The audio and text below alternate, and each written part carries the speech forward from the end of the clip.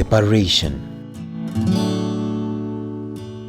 There comes a time in one's life when you have to stand alone to grow. When we plant tree seedlings in a nursery bed and they germinate, we do not wait for them to mature into full trees while still in the nursery. A time comes when we uproot each seedling, separate it from the rest, and plant it alone elsewhere. Sometimes God separates us so that we can grow and bear fruit. Modeling from the life of Jesus, we frequently see him separating and withdrawing from the crowd and going to pray. Sometimes he separates his disciples from the crowd and moves with them. Separation can be a preparation to greatness.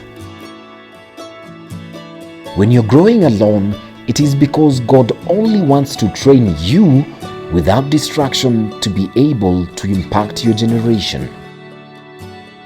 Sometimes when I look back, I realize that I cannot explain how I managed to grow up without being influenced by the things that seem fun to the world.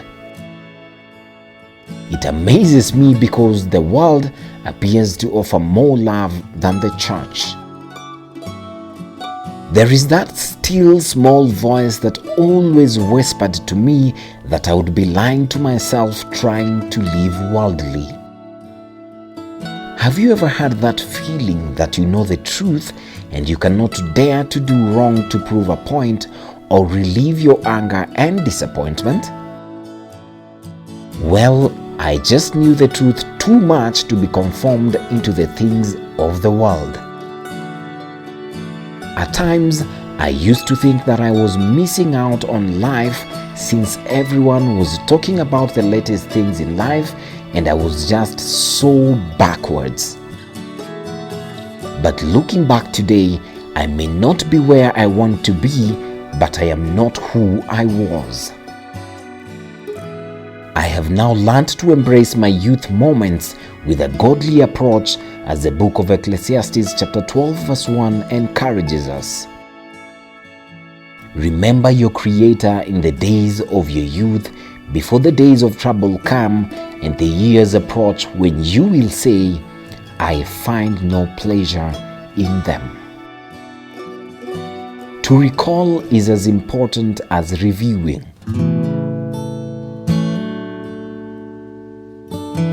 When you recall, you can refocus on the forgotten things that have more and better meaning than the things you can see now. I often find myself in isolation. Understanding the purpose of what you do isolates you, making you comfortable with being yourself or with a few people who think like you and share in your vision and destiny.